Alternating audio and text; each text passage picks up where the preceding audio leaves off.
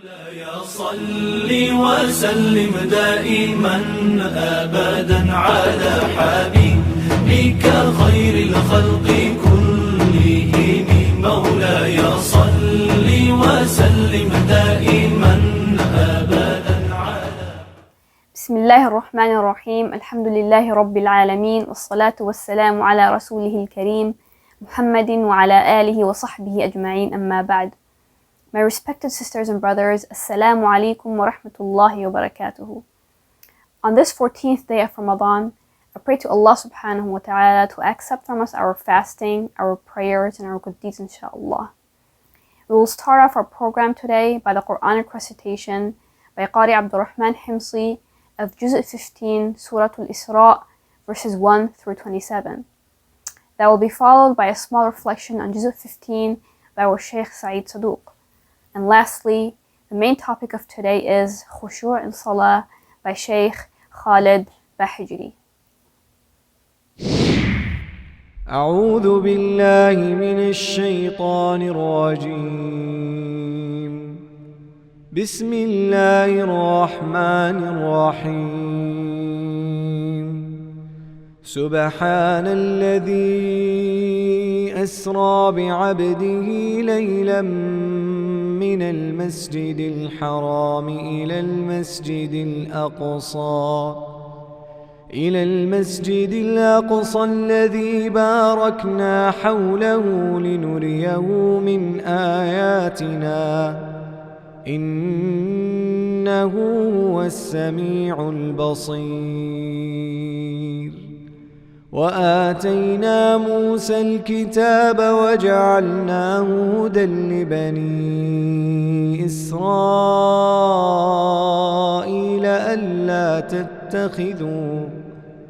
ألا تتخذوا من دوني وكيلا ذرية من حملنا مع نوح إنه كان عبدا شكورا.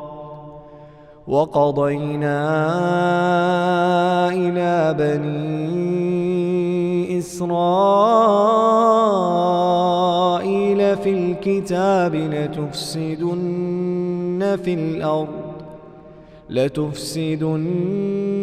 في الأرض مرتين ولتعلن علوا كبيرا.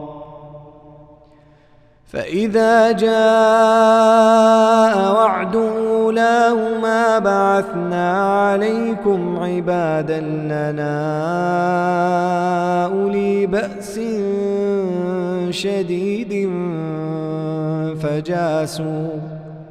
فجاسوا خلال الديار وكان وعدا مفعولا. ثم رددنا لكم الكرة عليهم وأمددناكم بأموال وبنين وجعلناكم أكثر نفيرا. إن أحسنتم أحسنتم لأنفسكم وإن أسأتم فلها. فإذا جاء وعد الآخرة ليسوءوا وجوهكم وليدخلوا المسجد كما دخلوه أول مرة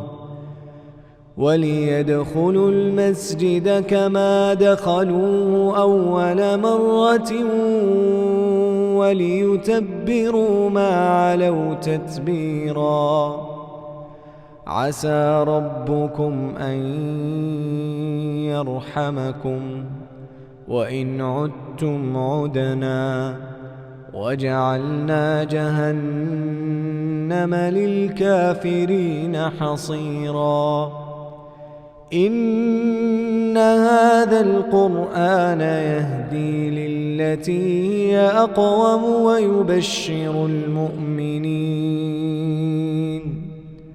ويبشر المؤمنين الذين يعملون الصالحات أن لهم أجرا كبيرا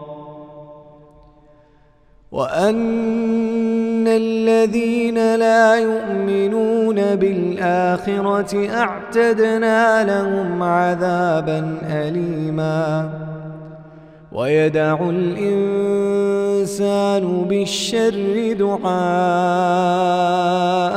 بالخير وكان الإنسان عجولا وجعلنا الليل والنهار آيتين فمحونا آية الليل وجعلنا آية النهار مبصرة لتبتغوا فضلا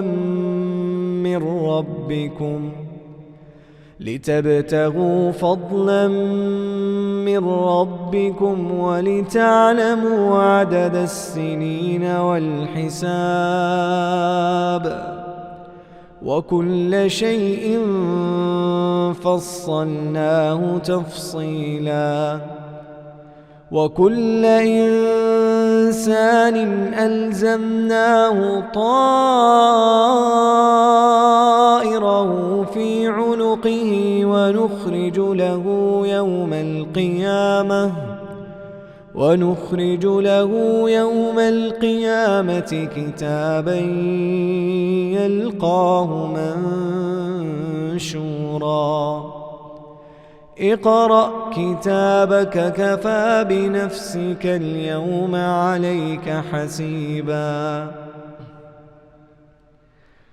اقرأ كتابك كفى بنفسك اليوم عليك حسيبا من اهتدى فإنما يهتدي لنفسه ومن ضل فإنما يضل عليها ولا تزر وازرة وزر أخرى وما كنا معذبين حتى نبعث رسولا وإذا أردنا أن نهلك قرية أمرنا متر فيها ففسقوا فيها فحق عليها القول فدمرناها تدميرا وكم أهلكنا من القرون من بعد نوح وكفى بربك بذنوب عباده خبيرا بصيرا من كان يريد العاجلة عجلنا له فيها ما نشاء لمن نريد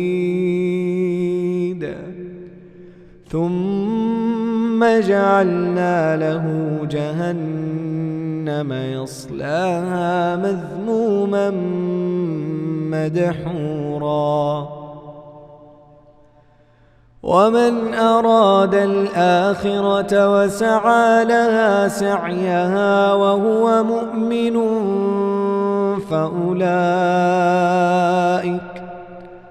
فأولئك كان سعيهم مشكورا كلا نمد هؤلاء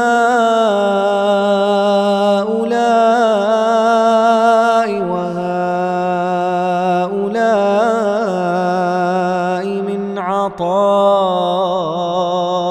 ربك وما كان عطاء ربك محظورا انظر كيف فضلنا بعضهم على بعض وللآخرة أكبر درجات وأكبر تفضيلا لا تجعل مع الله إلها آخر فتقعد مذموما مخذولا وقضى ربك ألا تعبدوا إلا إياه وبالوالدين إحسانا إما يبلغن عندك الكبر أحدهما أو كلاهما فلا تقل لهما أف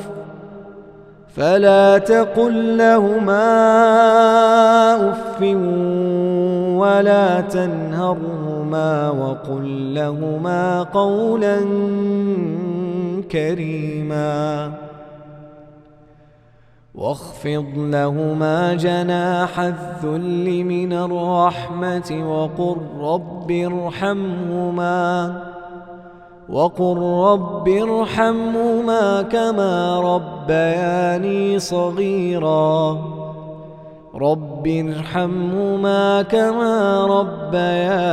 صغيرا ربكم أعلم بما في نفوسكم إن تكونوا صالحين فإنه كان للأوابين غفورا وآت ذا القربى حقه والمسكين وابن السبيل ولا تبذر تبذيرا إن المبذرين كانوا إخوان الشياطين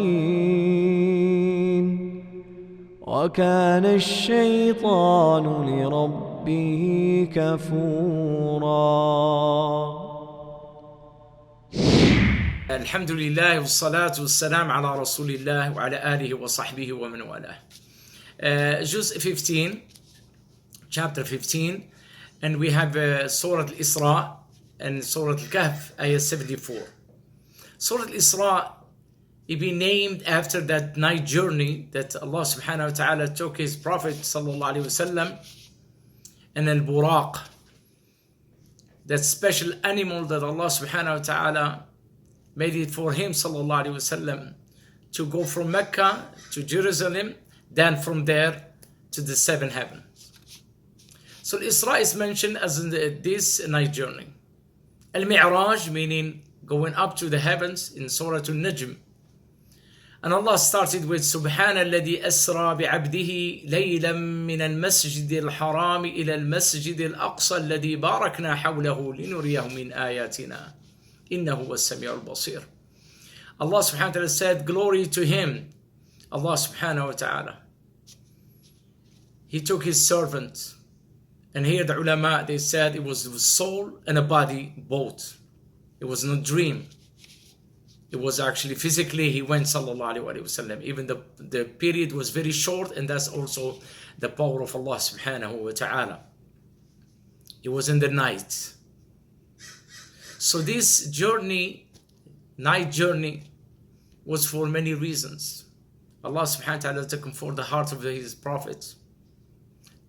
Took him away from this earth and from the hardship that he was facing sallallahu alayhi wa sallam, and to reveal to him فَأَوْحَى إِلَىٰ عَبْدِهِ مَا أَوْحَى. Allah revealed to his prophet. Allah spoke to his messenger sallallahu alayhi wa sallam. It was conversation with Allah subhanahu wa ta'ala. But before that, in the earth, Allah subhanahu wa ta'ala wanted him to meet his brothers, Anbiya. And the Prophet ﷺ said, نحن معشر الأنبياء إخوة. We the prophets are brothers. ديننا واحد وأمهاتنا شتى. أو كما قال عليه الصلاة والسلام. Our religion is one. لا إله إلا الله. And our mothers are different. So Allah subhanahu wa ta'ala wanted the Prophet ﷺ to lead that prayer in Bayt al-Maqdis. and to connect that this ummah to that place, to the Holy Land. So this journey was very beneficial for the ummah of Muhammad sallallahu alaihi wasallam.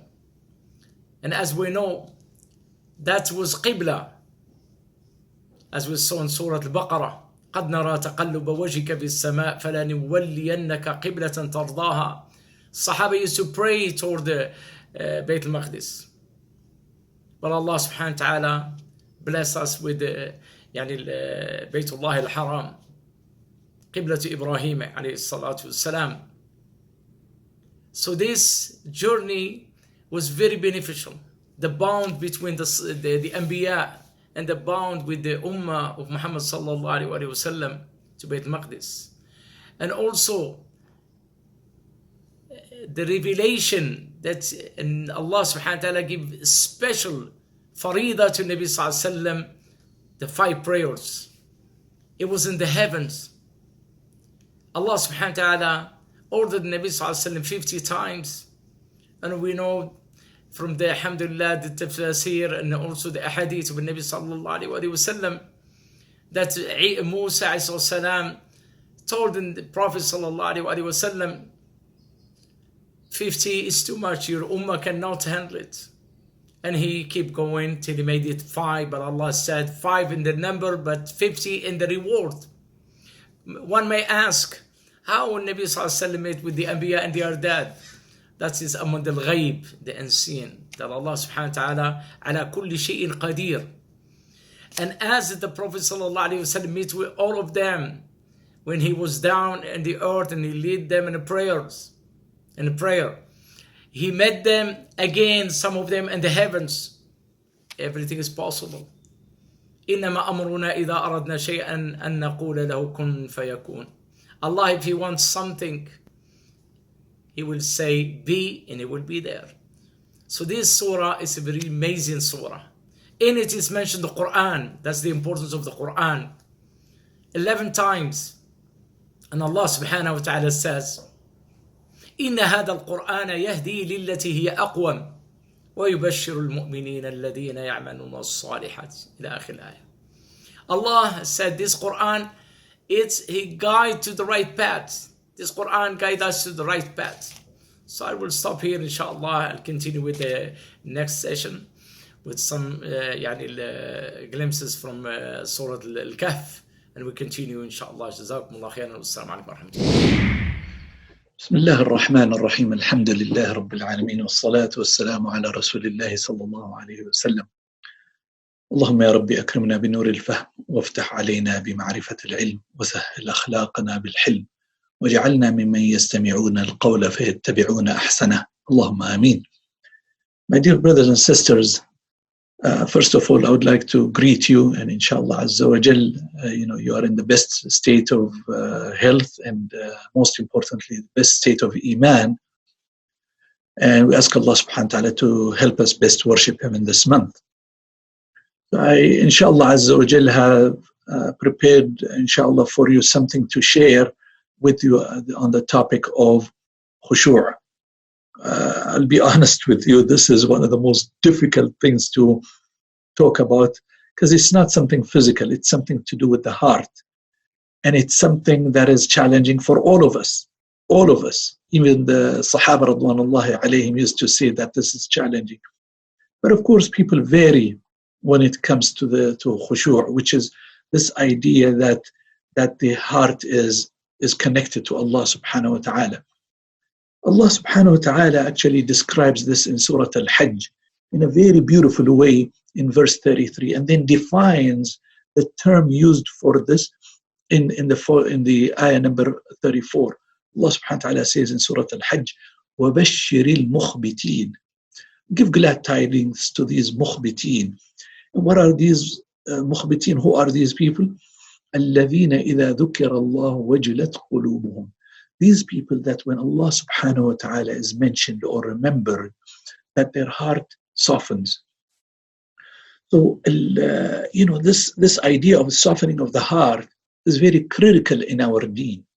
Because the Prophet sallallahu alaihi wasallam in Sahih Abu Dawood and An-Nasa'i tells us that a person, when he or she prays, that sometimes only 1/6, not even 1/6 of their salah is accepted. Or in the hadith later on, the Prophet ﷺ says, not even 1/10. In other words, the percentage of us connecting with Allah subhanahu wa ta'ala, that's the percent that will be accepted by Allah. Otherwise, just because we made salah doesn't mean the salah as a whole is accepted. That is a very important concept for us to understand. That is why it's important that we constantly look for methods and ways that we connect with Allah subhanahu wa ta'ala. There are numerous writings on this, but the one that I would like to share with you are actual step-by-step type of processes where the big scholar, Sheikh Saeed Hawa, may Allah Azza wa Jal have mercy on him, have actually has written a book called Al-Mustakhlas fi Tazkiyat al-Anfus, this summary of the spiritual development of individuals. And so he talks about a number of things, but among the things he talks about is this idea of khushu'. And the thing that I like the most about his writing, while many have written on this, is that he outlines this in 6 steps. 6 steps. And starting from the lowest going to the most deeper level of this khushu'. And so the part that's very interesting is the first part is called hudurul qalb, the presence of the heart. Many of us, including myself, I think we used to think that the presence of the heart is actually what khushu' is. And what he says is that's really the first step. And maybe defining it will clarify things. You see, the presence of the heart, what Sheikh Saeed Hawa talks about is the fact that you are, you realize that you are, that other things don't distract you when you come to salah. So you are mentally prepared. Your heart has actually come to worship Allah subhanahu wa ta'ala. That is just the first level. What that means practically is to remove the different barriers from this heart to come forth. So some of it are things you do and some of things are things you avoid. So meaning that the things that you do are the proper istinja, the proper wudu, the dua after the wudu, 2 rak'ah, taking few moments before you just run and make, say Allahu Akbar and join the salah, to actually have tranquility in the process, to connect, understanding that you are going to face Allah subhanahu wa ta'ala, meet Allah subhanahu wa ta'ala in the next few moments, seconds, or sometimes minutes. That's why the Prophet sallallahu alaihi wasallam would see a sahabi that is trying to rush to capture the rak'ah, just like we do many times, or our youth do, or in Taraweeh. Then the Prophet sallallahu alaihi wasallam would tell him, slow down, because the Prophet sallallahu alaihi wasallam wanted that person to experience the salah and not just catch that rak'ah. So that's very important for us. So those are things that you do. Things you avoid are things that are the harams, the things that we're not supposed to see, the things that we're not supposed to do. Those things, part of our environment that we actually try to remove before coming to salah, that will bring the heart ready to meet Allah subhanahu wa ta'ala. It's understandable because salah is done 5 times a day, that for us to practice this on every salah basis is very difficult, understandable. Having said that, the attempt to do it when the time is there, it's very, very important. So that we give it its appropriate due right so that we can attain the khushu'. Otherwise, it just doesn't click. Khushu' is not something that just suddenly clicks. Or sometimes you hear a qara and then you might be impacted by the voice, by the tone and so on. But the connected heart is different than just somebody loving a voice of a qara. And the way to understand this is to go into a deeper level. So the second level that Saeed Hawa talks about is at-tafahum. And that is meaning al-idrak, meaning understanding that you've removed the barriers. You realize that you're about to make your salah, but to understand the details of what you're going to go through. You've come to salah. Your heart is there, inshallah. But to realize the steps that you do are actually meaningful steps and not kind of robotic programmed steps. When we say Allahu Akbar, that Allah subhanahu wa ta'ala is greater than anything, and we repeat that frequently in our salah, the meaning of standing before Allah subhanahu wa ta'ala, even if you are a ma'moom, meaning you are a follower, not an imam, and just listening to the words of Allah subhanahu wa ta'ala, even if you don't understand those words, ideally, without a question, at-tafahum is to understand the meaning, alhamdulillah, what does it mean, and so on. But also to move beyond that into not just the words. It's important to understand the words, so that's a step. But it's also important to understand that what's being recited are the words of Allah subhanahu wa ta'ala. You're actually listening to Allah subhanahu wa ta'ala, and excuse my language, it's just like listening to a prominent person giving a speech. Allah subhanahu wa ta'ala is talking to us in the Quran. That level of tafahum, of realization. Tafahum, or this idea of understanding that when we make ruku', that I will never make a ruku' except for Allah subhanahu wa ta'ala. That I will never make a sujood except to Allah subhanahu wa ta'ala. He is the only one deserving of this. Those meanings brings you deeper into a level of khushu' rather than just Allahu Akbar movement type of thing. And then third step is what's called at-ta'zeem. That when we do this ruku' and sujood and standing before Allah subhanahu wa ta'ala, we realize that what we're doing it for is not anyone. This is Allah, the most great, the one that provides me with everything, the one that gives me life, the one that my entire soul, everything depends on Allah. That level of awareness, at-ta'zeem, to realize the gratefulness of Allah subhanahu wa ta'ala, that He has given you this ability to stand before Him, is a deeper level. So understanding the steps and the phases, that's great, that's tafahum. But the ta'zeem is to realize that these steps are actually for Allah, the most great, Allah subhanahu wa ta'ala. So that's very important for us to realize, my dear brothers and sisters. The fourth step is called al-hayba. Al-hayba. And al-hayba, many times people confuse it with al-khawf. It's really not al-khawf, as Sa'id Hawa talks about. Al-hayba is Allah subhanahu wa ta'ala. We said in the previous step, we realize His greatness. Al-hayba is also to realize that if we do not worship Allah subhanahu wa ta'ala, that Allah subhanahu wa ta'ala could take away things from us. That is why He is the provider. Then I need to be approaching Allah subhanahu wa ta'ala with love. That's what al-hayba is. If al-hayba, if fear in terms of translation of al-hayba, if somebody's going to use fear, then it's fear with love. فَفِرُّوا إِلَى اللَّهِ. Run unto Allah and not away from Allah. There's nothing to fear. Allah subhanahu wa ta'ala is the most loving, is the most merciful. Allah subhanahu wa ta'ala wants us to worship Him. And so the fact that you're exercising this mentally in your head, not just realizing His greatness, but Allah subhanahu wa ta'ala needs to be deserved as not just anyone who is being great. A king could be honored. A king could be written poetry for him or her or so, or a queen, to realize that they are great or so. But to realize this, that not only He is great, but He is the one that actually provides everything that we have. That requires a level of hayba, of dignifying Allah subhanahu wa ta'ala and glorifying Him to that extent, called al-hayba. That's step number 4. Step number 5 is ar-raja. Knowing that Allah subhanahu wa ta'ala is the provider of everything, including khushu', including my ability to make salah and so on, is for us to always seek Him. That's why it's no secret, dear brothers and sisters, when you look at Surah Al-Fatiha, Allah subhanahu wa ta'ala teaches us that initially we say Alhamdulillah Rabbil Alameen. It's as if it's a third person type of language. That's how it sounds.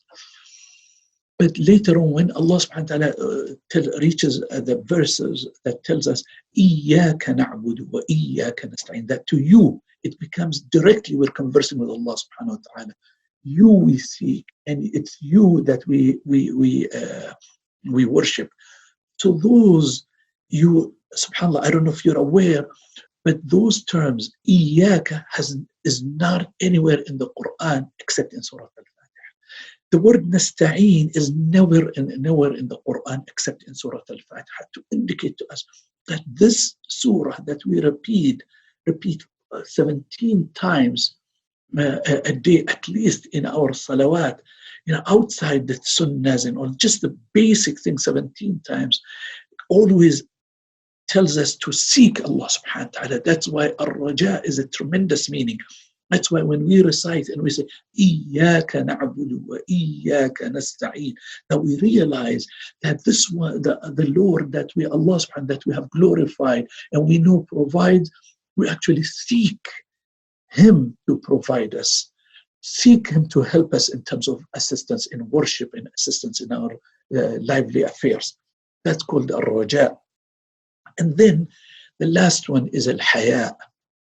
And al-haya is to always feel that whatever you've done is not enough. And that is not, beating yourself. No, that actually genuinely comes. You see, Aisha radiallahu anha, when she was, asleep and she got up, she couldn't find the Prophet sallallahu alaihi wasallam next to her. And so she started to walk to see where he's at. And so she stumbles on him, alayhi salatu wassalam, on his feet. And then, after the salah, she tells the Prophet sallallahu alaihi wasallam, O Prophet of Allah,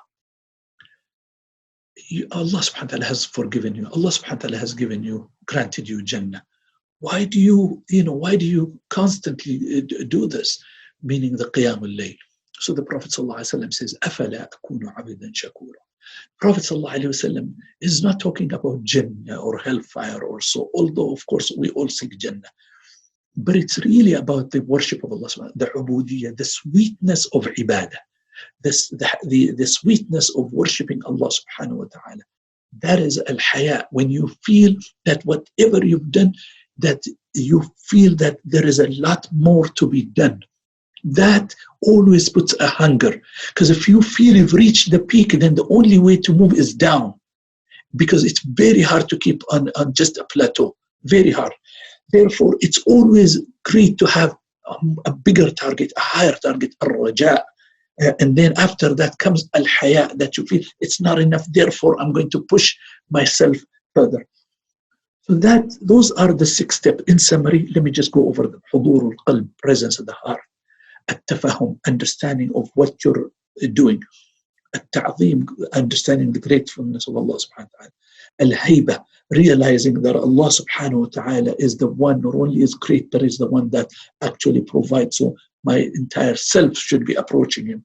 That's why the next step is ar-raja, to seek His assistance and seek His help. And lastly, to always feel that there's a lot more that needs to be done in the worship of Allah subhanahu wa ta'ala. Allow me to conclude with the following, inshaAllah Azza wa Jal, and I hope it's beneficial for you and for me as well, inshaAllah. I personally have a very big challenge with al-khushu', and probably many of us would feel the same way. But I will tell you, anytime I try to practice some of these, there are levels to this khushu', softness of the heart. Even attaining a portion of it is tremendously sweet. And so I remember once we were at a mass camp. We have the Tarbiyah and Ilm camp that we organize for the youth. And so there are about 50 to 60 youth. And just this past December, I was asked to share something. My apologies, not this December, but the last December, I was asked to share something. And so I prepared on this topic for the brothers and the sisters. And primarily, I benefited mostly in the process. But subhanAllah, one of the sisters, we did this talk just before Maghrib. And we said, let's put our goal, let's just focus. And before Maghrib, we sat a moment and said, let's make niyyah to go through these in our head, realizing all of this.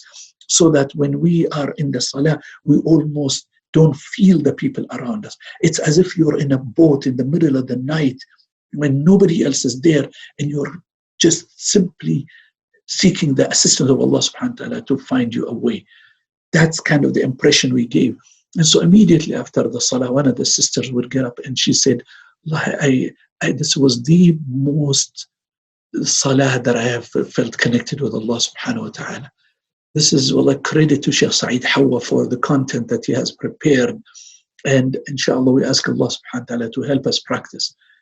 For those that only listen and practice are the ones that are rewarded. Otherwise, it's just talks that we bluff. So inshallah, I ask Allah subhanahu wa ta'ala to help me and you, inshallah, to exercise this. Even a partial success is a success. A partial success is a success, inshallah. وصلى اللهم على سيدنا محمد وعلى آل محمد. جزاكم الله.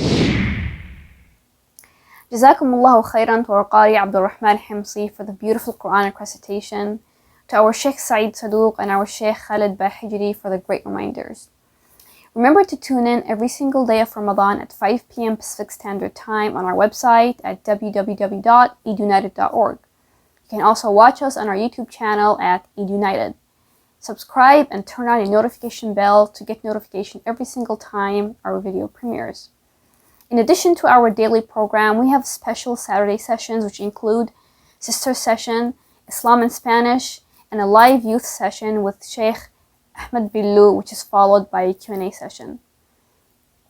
Also, do not forget to make dua for our Muslim brothers and sisters all over the world who are suffering. Ask Allah subhanahu wa ta'ala to ease their pain. Jazakumullahu khairan for tuning in. See you all tomorrow inshallah. Assalamu alaikum wa rahmatullahi wa barakatuhu.